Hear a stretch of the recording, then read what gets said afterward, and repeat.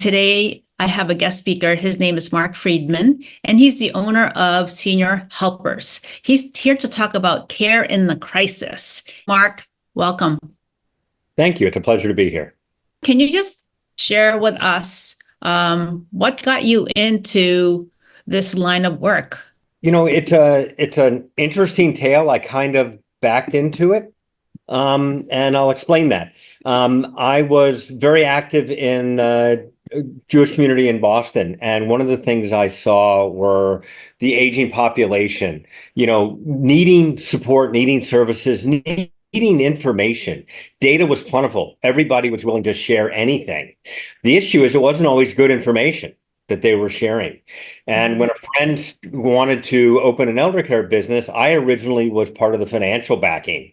And I just fell in love with the business and retired from my 25-year career in consulting, doing turnarounds of major multinational corporations, and threw myself at this and really built an expertise over the last 15 years. And what does it take to age in place successfully with the highest level of safety and independence possible that enables you to meet the demands and the needs, really find that balance between needs and wants in there. And it's been the most rewarding thing I've ever done. Great. Wow, that's very fascinating. So I'm sure you have a lot to share with us this hour. So looking forward to what you have to show us here. Sure. Thanks. I'm not going to read the slides, but if anybody wants copies of this, they can certainly reach out to my email address, which is there on the screen right now, and we'll show it again at the end. Mm-hmm. All right. All right. I'm not going to do the infomercial on Senior Helpers Boston and South Shore, other than to say we service the whole metropolitan area. So if somebody has needs, we can certainly help. The topic we're going to speak on, Care in a Crisis, is the last chapter of the book I published in March of 2020, April of 2020. And it was really originally in response to what was happening with COVID-19. And oh my goodness, what do we do? Nobody was really prepared for that. But the lessons learned hold for any type of crisis.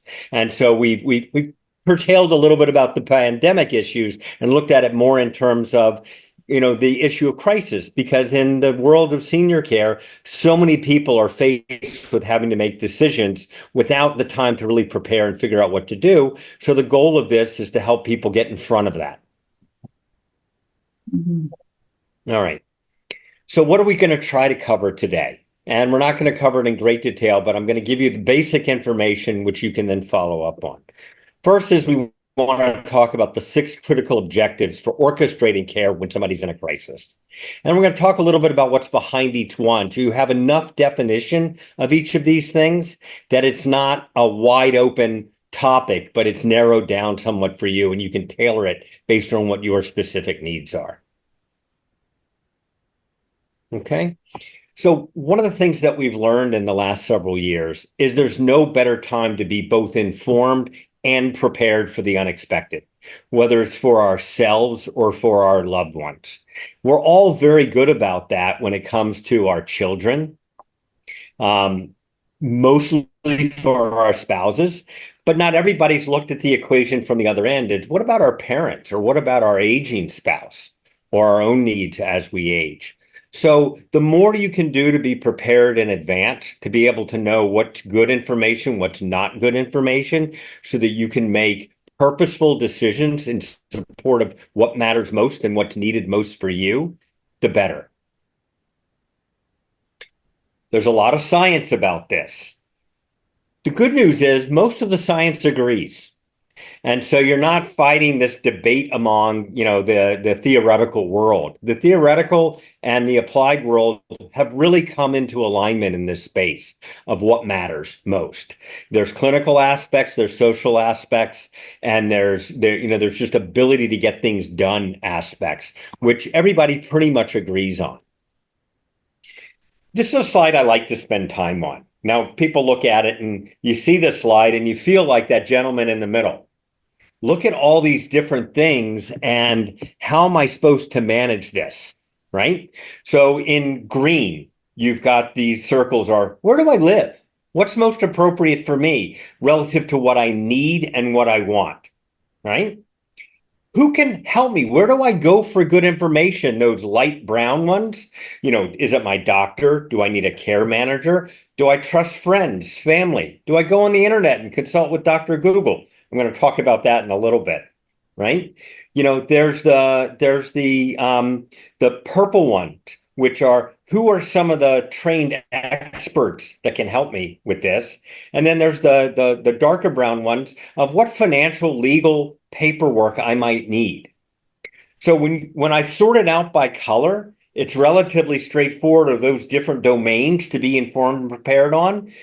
But at the time, all of this is coming at you at once. Mm-hmm. So the better organized you can be in advance, the better. Yeah, I totally agree. Mark, can I ask you some questions about the slide, which is actually a very, very telling slide, because there are so much information out there and it's so confusing for some people. There's some housing terminologies that I don't think I've ever heard of, like the board and care housing, and also the accessory unit housing. Can you just briefly explain what some of these housing types are? So there are multiple names for some of these things. Most people know of accessory unit housing as granny pods. There's the accessory dwelling units you can put up in your house that pretty much are standalone living units, or they may attach to your existing home. And they're allowed by zoning. Almost all towns allow it, and you can always win a challenge on this. Nobody's going to say you can't have a place for mom or dad or yourself to be able to age successfully. Board and care housing tends to be state-run homes. So they're not nursing homes, but they're state-run homes. Very often there's a high level of grant funding. Sometimes nonprofits run them. Sometimes they're called group homes, but they provide both board and a level of care. Okay, very good. And how would somebody know when it's time for their loved ones to go to an assisted living or independent living or nursing home? Would that be all pretty much the same these days? No, it's very different. So you can have two people, same clinical status, same level of need, but they have different circumstances, right? Their house is set up different. Their circle of care is different in what they can provide. Their financial resources are different of what they can support on their own. Their willingness to use a walker or not use a walker. Their willingness to modify a bathroom or not modify a bathroom. So when we look at a physical environment for safety, we look at three things. We look at task, environment, and individual. The environment usually are things that you may or may not be able to change. You can make adjustments in a bathroom. You could widen a door, right? You could put railings in. You could pick up throw rugs and those types of things. Right? You probably can't get rid of a set of stairs. You might be able to put a ramp in. You might not. It really depends on how much room you have for the right slope. On task, that deals more with technique. A lot of people just don't know the right way to do something. I'll use an example of my parents. My parents are my favorite case study. 88 years old, live 650 miles away. At this point, either my sister or I are down there about once a month helping them. Their bathtub, my father uses a walker. My mother has rheumatoid arthritis. Right now, she has a cast on her arm because she fell and broke her wrist. My dad fell twice in 2019. Their bathtubs are not safe. They have a walk-in shower, but if they want to take a bath, it's not safe. So I explained to them what a slide chair is, where it straddles the wall of the tub. You sit on it on one side, and then you just swing your legs over onto the other side. So there are things you can do to modify the task in the way that you do it. Individual deals with the acuity of the individual. Can they or can't they? Or should they or shouldn't they? Right? So you have to look at all of those things and figure out, okay, can I make this environment work or not? We're in process of orchestrating a move for my parents to come up here. And while they're independent, the issue is more about level of engagement, quality of life engagement. So yes, we could get them a 2-bedroom, 2-bath apartment. That would be very easy. But they're moving up from someplace they've lived their entire life, 88 years. right? So they don't know people other than my family and my sister's family. So the ability to form a network makes senior housing, either independent or assisted living, very attractive for them because there are other people that are similar to them. There's an activity program, there's engagement, there's social engagement. We all thrive when we're connected to others. It's not going to do my parents any good if I find a wonderful 2-bedroom, 2-bath apartment and they sit in there all alone. Right? So different factors are right for different people. Yet my neighbor across the street just moved into a 2-bedroom, 2-bath apartment for safety, but he's lived here his whole life. His network of friends is large and robust. His social life isn't going to change by moving from, a 4-level house to a 2-bedroom, 2-bath apartment. So everybody's condition and situation is different. So that needs to be factored in, very heavily into the decision of what works and what's right. I really like how you simplified the home safety, what we have to think about. You said task, environment, and individual. I've never heard it explained like that so simply, and you did such a great job explaining it. So I appreciate that. For the viewers out there, these are just some things to think about. If you are, if you have older adult parents, or if you are the one who is the caregiver to your older spouse, and as you're aging, things to think about when you're looking at your home environment. So, Mark, thank you. You're welcome. So one thing I want to counsel is, we have the group of people that might be able to help you, right? Take advantage of those resources. Resist the urge to believe everything you read on the internet. And here's why, right? I did this earlier this week. So these are current searches. I went on Google and I did 4 different searches. I looked at senior care in an emergency. Well, in 0.4 of a second, I had 770 million results, right? Mm-hmm. I did elder care in a crisis. Mm-hmm. In less than half a second, actually about 1/4 of a second, I got 3.2 million results. Mm-hmm. I did care in a crisis. And in 1/4 of a second, I got 1.616 billion results. Mm-hmm. And I did senior care in a crisis. And in 1/4 of a second, I got 225 million responses. Wow. And the issue there is really, is there good information? Yes. But it's that first bullet. There is data overload, but information is very hard to come by. And you'll find that each will spend a lot of time trying to stay current on what is fact versus fiction, what is reality versus myth. Because the truth of 12 months ago may not be the truth of today also, right? So what happens when you get this overload of information? You make decision based on the wrong information. Sorry, you panic and you make a panic decision, either shut it down and don't want to do anything, which can put you in harm's way. Or the third thing is it's so confusing, you get kind of analysis paralysis. And you just can't move forward. So what happens when that happens? It becomes an emotional issue as opposed to a rational issue. Well, we all make decisions emotionally. That's not going to change. But the more we can embed fact into that process, the better off we are. So the things I would encourage everybody to do is, where do you start? Where can you start? And is it too late to plan? Those are the 2 big questions. And the answer is you can start in multiple places, so you're not going to make a wrong decision there. It's really based on what's going on with you. And it's never too late to start a plan. The thing I want to remind folks is most of us make decisions emotionally, but we justify them rationally, right? It's not a flaw. It's human nature. Just be aware of it. Be aware of it. And after you've done this work and done your plan, go back and look at it and say, based on the facts, Was that my heart speaking or my brain speaking?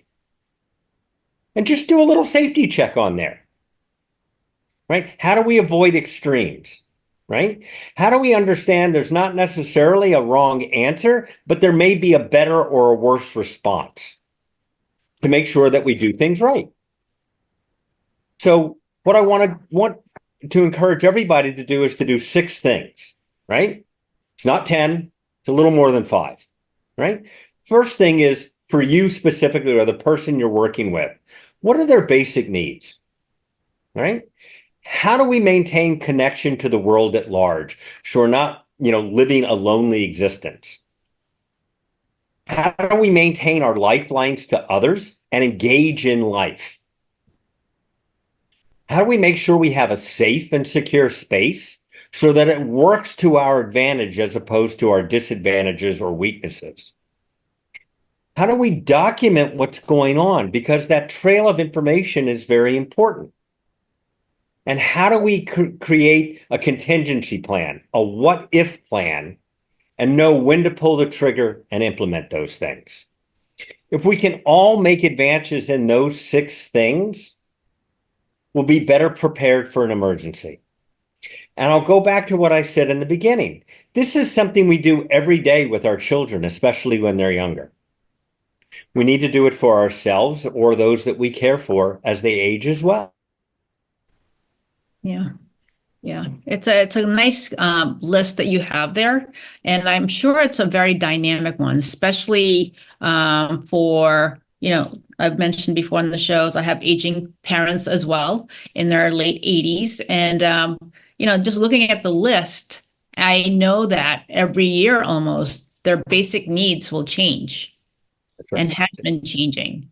And, trying to work with all of these 6 dimensions here, it's very it can be overwhelming at times because as people your age, my age, where we have our job, we have our family, and then we have hopefully time for self-care, but then there's also other time spent trying to make sure our parents are as happy and engaged, healthy, and safe at the same time. So there's a lot of balls up in the air.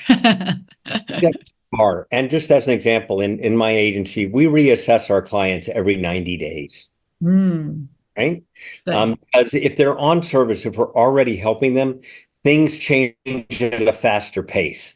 And we want to make sure we don't miss something because we waited for 6 months or those types of things. In home care, at least in Massachusetts, there's absolutely no regulation. There's not even a requirement for an assessment. We feel the need to be able to do it every 90 days because that way we can stay ahead of a curve or stay on top of a curve so that it doesn't get out from under us. But let me break down each one of these things to simplify it because it doesn't have to be overwhelming. Okay, I'm going to skip a couple pages because I want to do basic needs first. Yeah. All right. So if we look at basic needs, we look at 13 areas, right? So in the professional space, people will consider this activities of daily living and independent activities of daily living, ADLs and IADLs, if you hear those terms. So can you get your bills paid? Can you get groceries or household supplies? Can you get your meals prepared? Can you get help if needed? Can you get your laundry done? Really important in New England, especially in the winter. Can you get your garbage out? Number 1 cause of falls in the winter in this area. Can I maintain a clean food preparation space? Can I get my house clean? Can I get to and from the places I need to go? Can I use the phone? Do I have general mobility in my living environment and the places I need to go? Can I get my activities of daily living meet? Bathing, grooming, continence care, ambulation, feeding. And can I manage my medical condition? Let me break that down. Can I get my meds? Can I dose my meds? Can I take them as they were defined? And do I keep track? Right? And then can I manage my vitals within defined parameters? I can't tell you how many people I've met that take their blood pressure every day that never write it down and don't know what high means and what low means. Know your if-thens. If it crosses this line, then do this. Whether it's blood pressure, whether it's insulin, whether it's heart rate, temperature, whatever those things might be. If your doctor's telling you to monitor it, ask the follow-up question, what do you want me to record? What do I do if? Right? So basic needs, this is what we're talking about. All right? Being connected to the world at large. Can you use the phone? Can you use the computer? One of the things that happened as a positive result of COVID-19 was the seniors became very well connected electronically. Household internet access rate shot up, right? People got used to using things like tablets or the internet functionality of their smartphones. In the beginning of COVID, if somebody had told my parents, you can get dinner delivered or you can get groceries delivered, they would have looked at me like I had three heads and asked, who do I call? Now, not a problem, right? There's care technology that can do things for you, whether it's a virtual assessment tool like AI-driven audio-based filtering that's looking at patterns.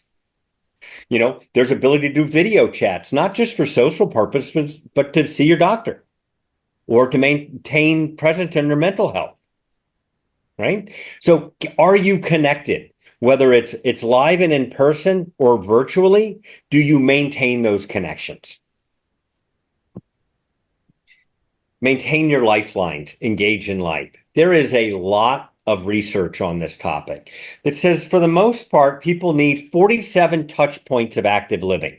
Now, there are three types of engagement. There's being, there's becoming, and there's belonging. We need a mix of all of those things. Things that help me that live my fullest life. Things that continue to help me learn and adapt and keep my world large. Becoming and belonging, that sense of connectedness to other, whatever that might be, right? We all need that human connection because social isolation, we know, causes decline, right? It causes cognitive decline and failure to thrive. Your desire will actually go down. So I know with my parents, and maybe the same for you, I check in with my parents every day. My wife checks in with her parents every day. Sometimes we switch, right? Just to touch base. What's going on? And after a while, you get that sixth sense. They sound a little different. Something's a little wrong. What did you do today? I know if I call on Friday night at 5 o'clock, my parents are 10 minutes from sitting down for salmon dinner. Right? That's Friday night. And I know if they're not having salmon dinner, I know I have a follow-up question to ask. Mm-hmm. Right? Can you connect to your professional support providers? You know, what's nice is we've all gotten better about maintaining those electronic connections to our doctors, the patient experience software they use, the text messages they send.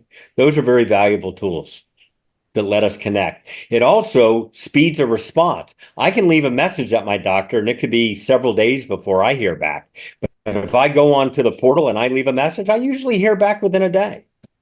That's a really good thing. And then are you connected to friends and family?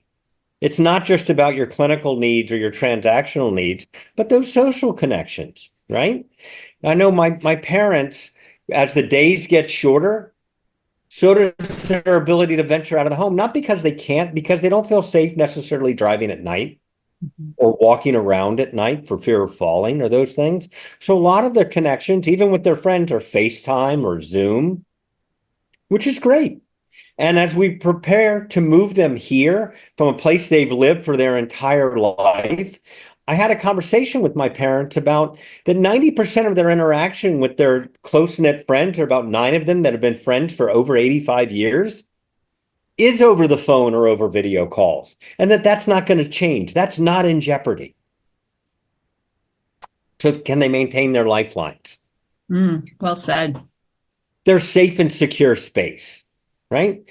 Is their environment working for them? I talked about safety, task, environment, and individual. This is about the interaction between those three things, right?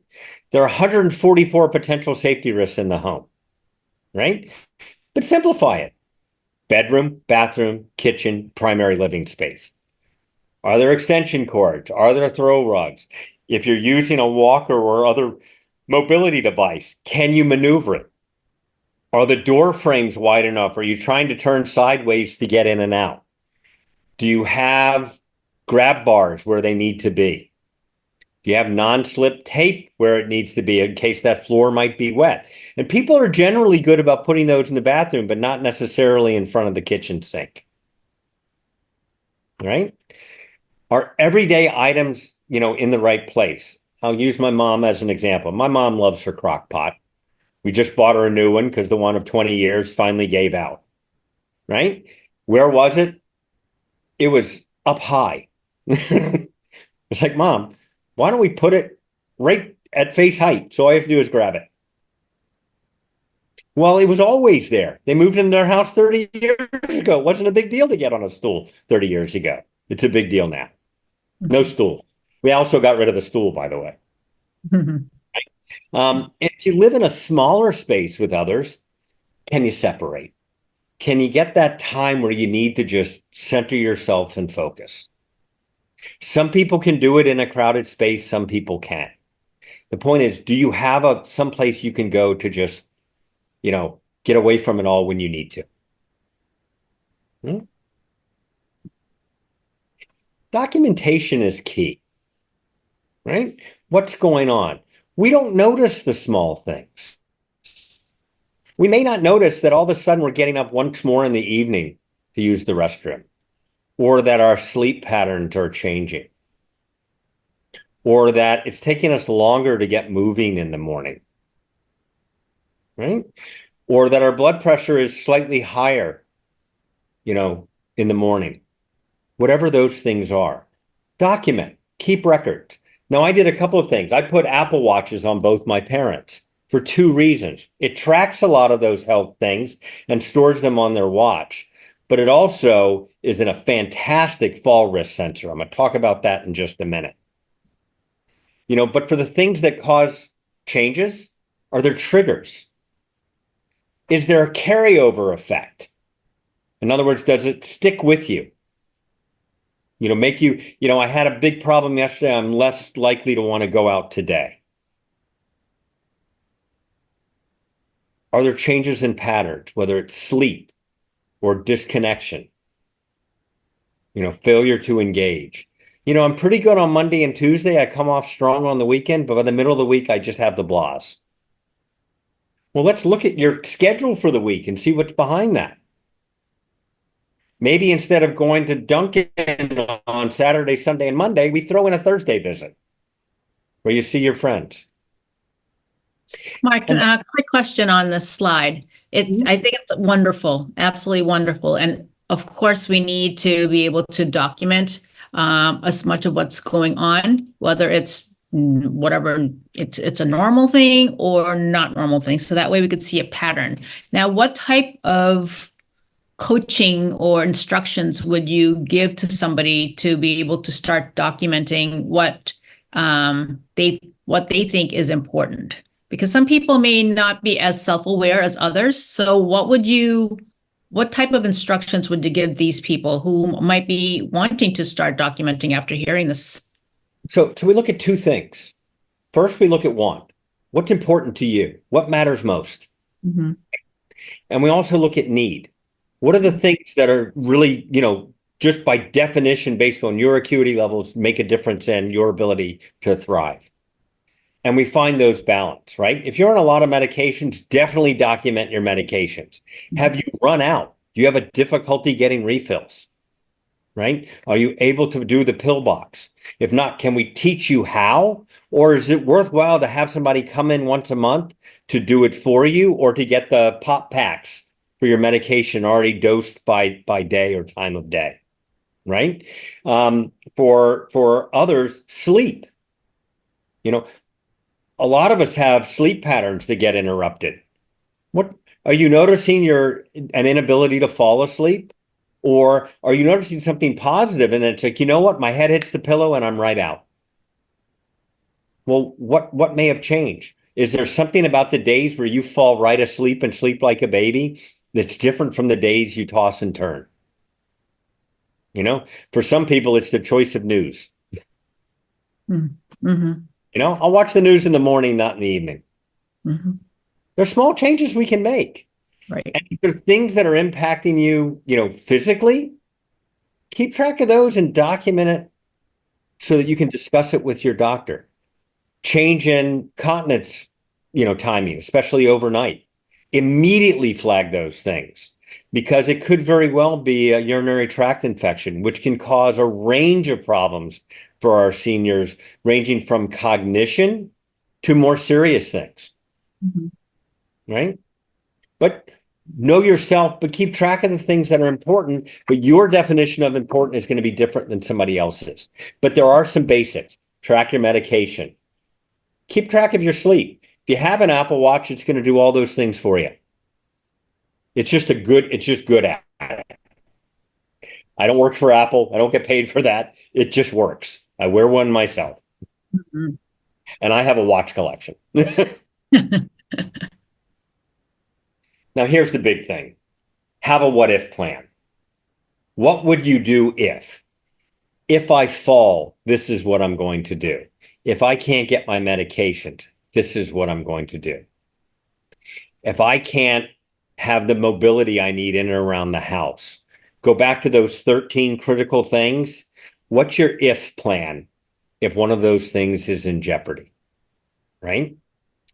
Make sure the person you depend on most, your primary caregiver, whether that's a spouse, a child, a neighbor, one, that they know that's the role you see them in and they accept it. That's very, very important.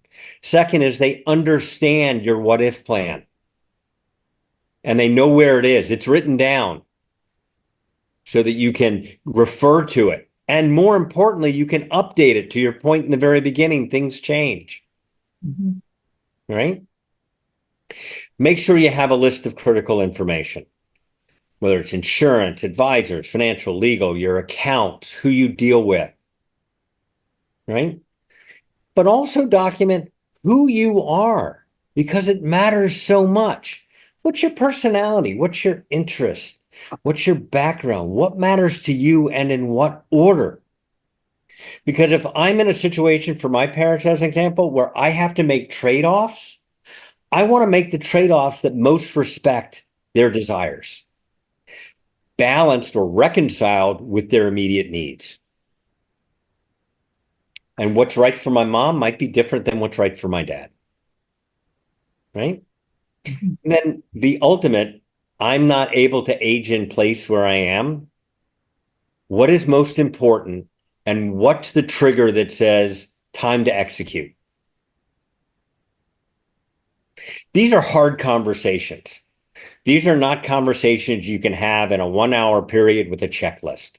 I wish they were. I really do. But they're a mix of emotion and ration. They're a mix of, being, transparent about a lot of things about our lives. Break it down into parts. For, just for, background. My parents and I, along with my sister and my brother, we started these conversations in 2018. My dad had 2 major falls in 2019, broke both hips, 2 different falls 6 weeks apart. Went from playing golf 3 times a week to using a walker, right? My mom recently fell. All of those things caused and needed us to update this plan. Change triggers, change timelines, changing roles of what was my sister's role, what was my role, what was my brother's role. And one thing that I'll add that we learned in that plan, my sister is the primary lead for all things clinical for my parents. I'm the primary lead for everything else. My brother is a backup for everything. Always have a backup plan. You need a plan A, you need a plan B, right? What if my sister's on a plane and not available and there's a crisis? So it's great that she had a healthcare proxy. I didn't. So now the healthcare proxy has my sister, and if she's not reachable, my brother or me. Right? It's in that category of description of we need a belt and we need suspenders. Mhm. Because it's not worth the risk of not having it. Mhm. Right? Now, what to do with that? Be transparent with the people that need transparency. If it's appropriate, consult with a professional. They're out there. We do this for many of our families. Some of our families also have a geriatric care manager involved. Some people have also brought in an elder law specialist because that's what their needs are, which is different from a wills and estate person oftentimes. What are the right things that you need? And then craft that strategy to manage critical needs. Keep it current. Once you have it done, it's easy to maintain. I will tell you that. Mhm. Right? So we talked about 6 critical objectives, right? Go back and look at them real quick. Define your basic needs. Focus on those 13. Are you connected? Are you engaging in life? Being, becoming, and belonging. You have those connection points. You have a safe space. Can you document what's going on and what's important? And do you have a what if plan? Those were those 6 things. Anybody have any questions? Do you have any questions you wanna add, Deb? I do. I mean, well, I love this list. It's just, again, something for us to start thinking about, to anticipate, good conversation to have with parents. What if a parent or both parents are resistant to any of the help? And, you as a person who basically works in the arena of, services for the older adults, what advices would you give to um, people who are in the sandwich generation, who are trying to help their parents but resistant to all types of needs or help services? Well, I have a individual in mind as we speak, right? This woman is almost 100 years old, lives by herself here in the Boston area. Her 70 plus year old children are kind of overwhelmed by it.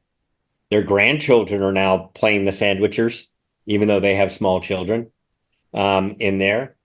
It's not about what's right or wrong. She's just refusing to engage. Home is not the right answer. It's what day did you fall this week, Gren? Right? And end up in the hospital, end up in the rehab, and so on and so forth.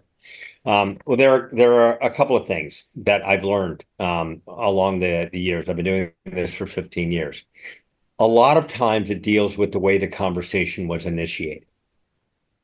If we go in there as the parent, let me tell you what it is we're going to do, versus a conversation about, let's talk about what's going on. I need to understand what matters most to you. Those are very different conversations. Telling my parent what to do, that's not how they see me, right? Increasingly they do, don't get me wrong. But, if I started the conversation there, it was a non-starter. But starting the conversation from one of respect of who they are and, what they want, framed a whole different conversation. And the other piece was, it's not a conversation you can have in a hurry. You got to step back and say, all right, what's the most important thing to figure out right now? Right? Here's the order we're going to take these things in. And mom, dad, husband, wife, sister, brother, whatever it is, do it with respect. My parents are always saying thank you. And my response to that is, you don't need to thank me. You taught me how to use a spoon. Right? I've learned so much. Along that way, I've learned some other things that are now helpful for you. Let me share those learnings with you, and let's together decide what to do about them. Now, don't get me wrong. There may be a time where that person can act in their own self-interest. What they want versus what they need are so diametrically opposed, there is no compromise. There is no reconciliation. Then it's some hard choices, right? Some people give up and what happens, happens. Some people follow the processes that are available, either by using protective services, or a lawyer, or other mechanism to say, I have to do what's right. I can't just let this go on. Those are hard choices. And they're not, you tend to talk to yourself in a mirror a lot when you're having to confronted with those choices, right? Get some help, get some outside expertise. Maybe bring in somebody to mediate that space in between. Geriatric care managers are phenomenal at that. This is one of the things they're trained for. It's time and investment well spent, right? Because you're trying to do the right thing for someone else. The key is to make sure you use a person that's trained to do what it is you need them to do, right? And also understand what you want. Like for me, what I want for my parents and what they want for themselves may not be the same thing. It doesn't mean either of us are wrong. It just means we have to find that solution. Mm-hmm. Yeah, very good. I totally agree. Totally agree. What are your thoughts about, the population is living longer, Mm-hmm.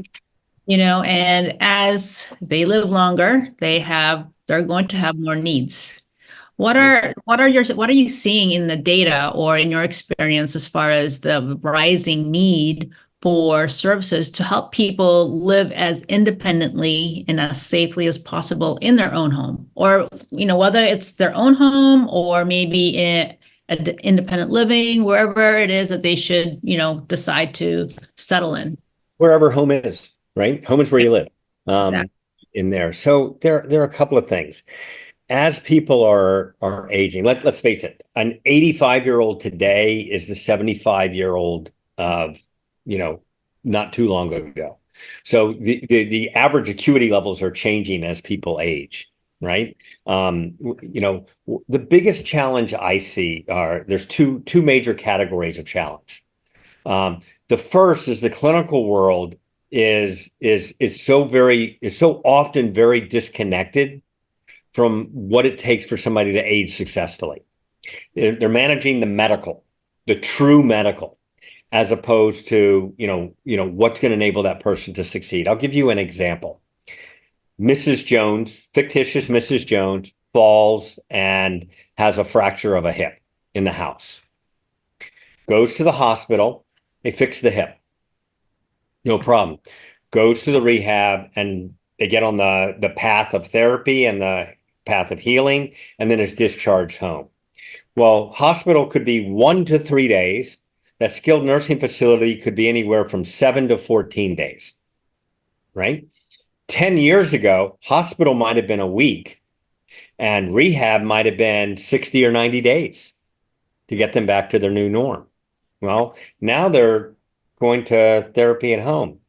The challenge is, and I'll go through the example of my father when he broke his hip. He went to rehab. His was particularly bad. He was actually in rehab for 4 weeks or 6 weeks.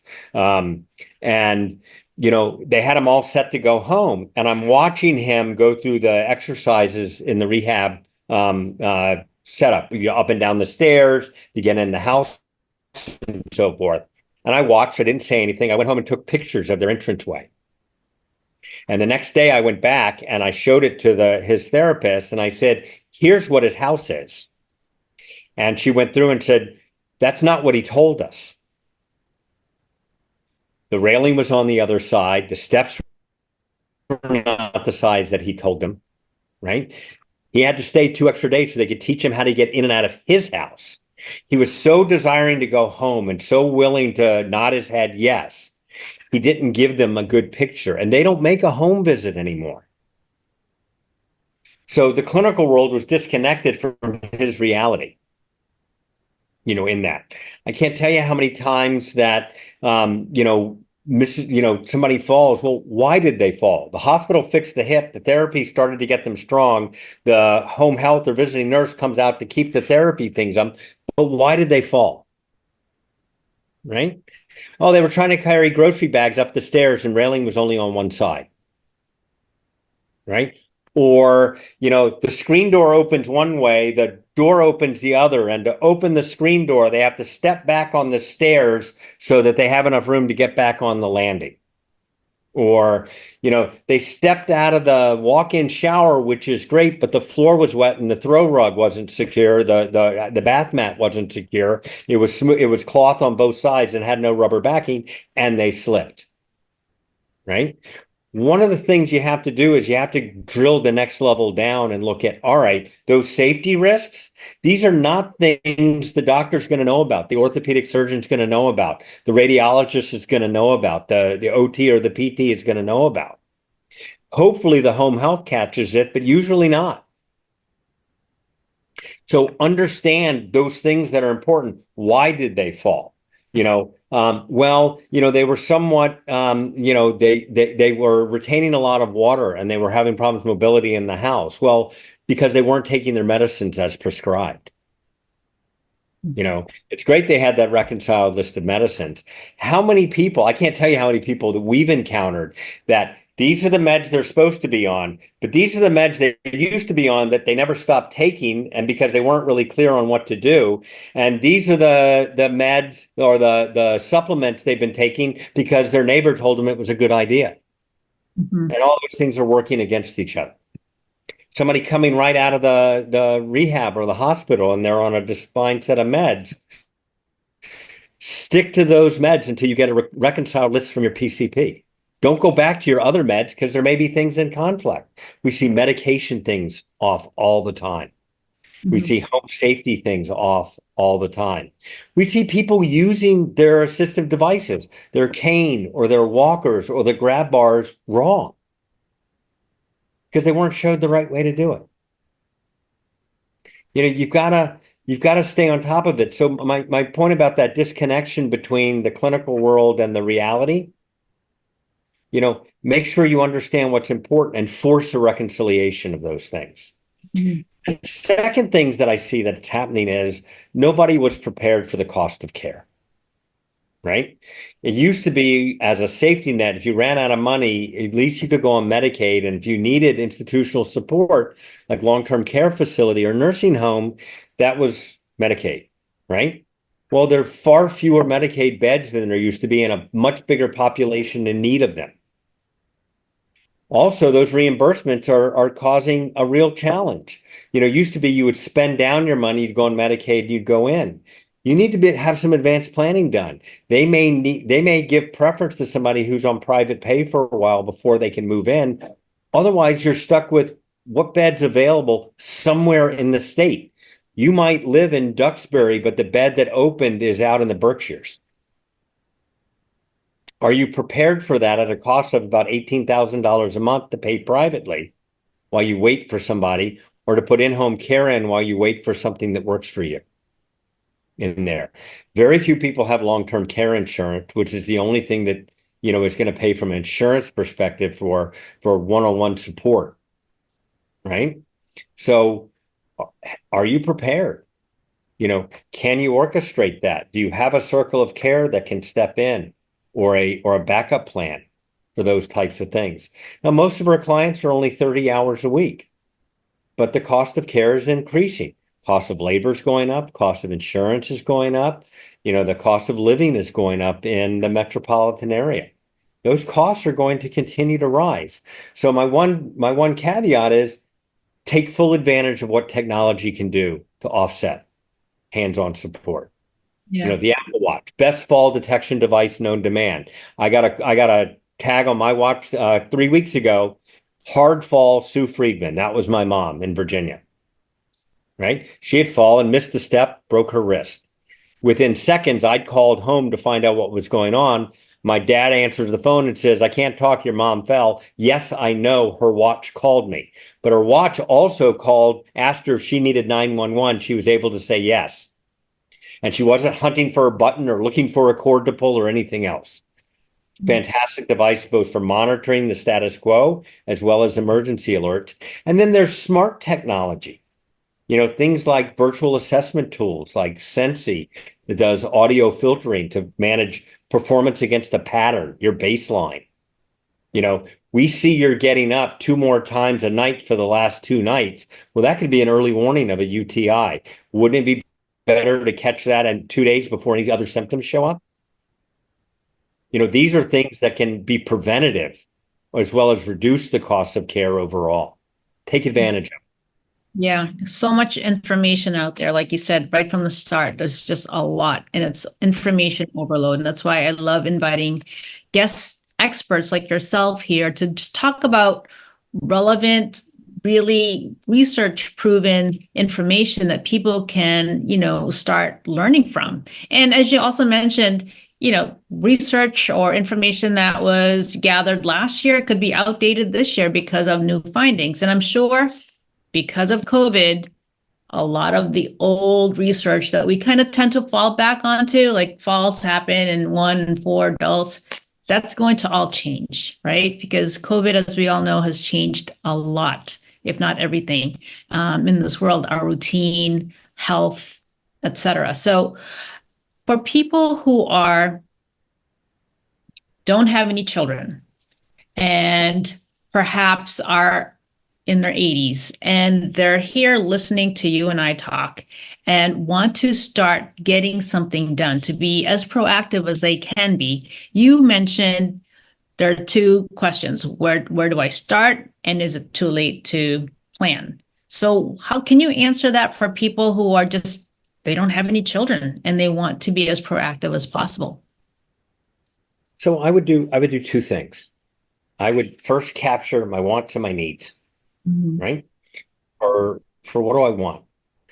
For simple question, what matters most to you? What are your top 5 things that matter to you, and in what order?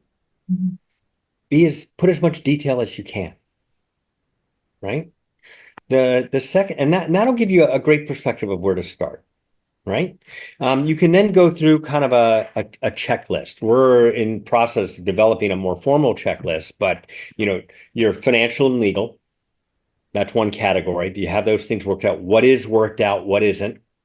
Right? Have you articulated those needs? It's more than just a will and estate. It's also how you want healthcare decisions made. What's the order of those things? All those things can be committed to a legal document, right? An elder law attorney can work on those things. Shine coordinator can help in a council on aging, for those things. Honoring Choices is an organization that can help you define, what do I want while I'm alive versus what I want happen after I'm not, right? In that. The second thing is you can call an agency like us or others to do a needs assessment, right? We're going to look at your autonomy and independence, those 13 basic needs. We're going to look at safety. We're going to look at quality of life engagement. If you're dependent on another person, particularly with spouses, what is the burden of care level, right? What's the line where I can't do more for you or for the other person without putting myself at risk? We'll look at those things, and we'll look at the medication piece in there. Get a basic assessment done. If you're not starting services, there's usually a small fee, but it's well invested, right? To understand both your wants, what matters most to you and in what order, what your needs are, and then a checklist of, different, legal documents or financial documents or, documents of desires. This is how I want decisions made. They're relatively straightforward, and you can start simple. Start with a pen and paper, right? And capture those things. Make sure that things are in good order. If you do your own taxes, are at least they well organized so that if something were to happen, somebody could trace what you did on your tax return? Not, maybe get an accountant. So there's somebody else that can answer those questions. Right? If there are people that are, well-intentioned, but okay, I have a checking account here, a savings account there. I have, my IRA here. I have something else over here, my pensions here. Was there one place where all that's written down? So if somebody needs to step in. And lastly, have you identified who that someone is? Do they know that you're asking them to play that role? And if not, you can hire a trustee of some type to do those things for you. Don't leave it to chance.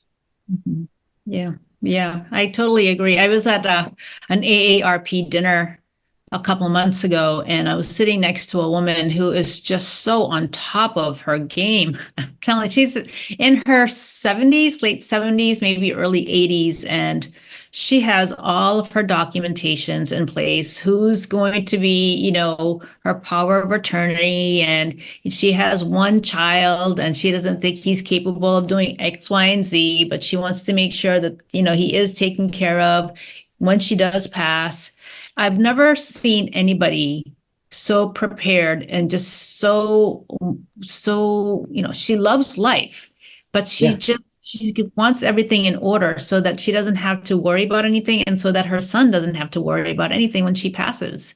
And right. to hear that, it's just so refreshing, but not everybody's at that level. Not everybody can afford legal, all these, wonderful documents that can protect a person legally and financially. So, you mentioned going to a Shine counselor. So senior centers are a Mhm. wealth of knowledge, right? Of They're fantastic resources. resources, and they're Mhm. underutilized. Mhm. Most people look at them as kind of the free lunch club, but there's so much powerful information there, and you can get lunch sometimes. And it's a great resource. There's some great online resources too. There's something I saw. I haven't ordered one to check it, but it's called a Knox box. I think it's Nox on there, and it's like a little self-contained one file drawer with all the folders and the forms that you need to make sure that you put in it, so Mhm. that if somebody needed to step in, there's everything in one place organized. You Mhm. know, I know with my parents, it was, they're 88, they're from that age. Here's the notebook, and it's from the insurance agent they bought their first life insurance policy from in the 50s when they got married, right? And it's the notebook. It was like, well, this is great, Dad, but where's the rest of the stuff? Yeah. Yeah. Yeah. Yeah. Next thing you know, we're playing scavenger hunt all around the house, getting it all in one place. Yeah, yeah, definitely. And then you come across the telephone book that they have that has all everybody's addresses and telephone numbers. Yeah, it's just yeah, it's wonderful to have such information that you're providing out there for people who are don't even know that they need the help, right? And they're just kind of, going about their day feeling overwhelmed and trying to figure out how to best help either their aging spouse, themselves as they're aging, and aging parents. So it's wonderful, wonderful. So I appreciate, you being here on the program.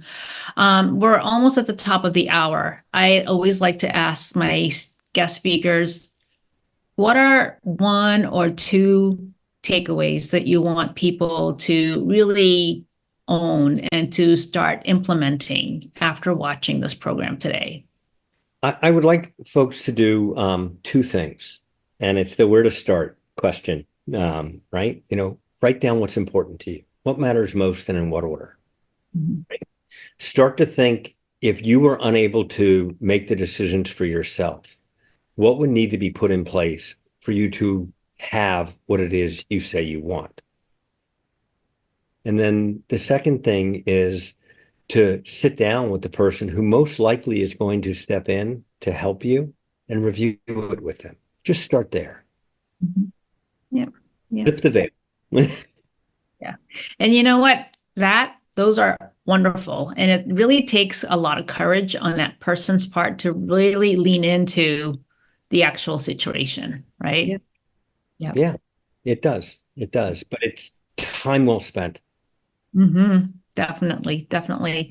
Just like our time together here, time well spent. I really appreciate you having being on the program, Mark. I really learned a lot from you, and I'm sure the viewers out there will as well. Um, how can people get in touch with you or learn more about senior helpers before we end the program today? It's always a pleasure. I will share my screen one last time, and you can reach me. Let's see. Sorry for the fast change there. You can reach me at either of the office numbers or by email, or you Wonderful. can go to the website, either of our websites, seniorhelpersboston.com or seniorhelperssouthshore.com. And there's a wealth of information in there. But by all means, you can pick up the phone and call the office. I will call you back. I promise. Great. And how can people get a copy of your book? Or is If that- they call the office, we'll put one right in the mail. Thank you, Mark.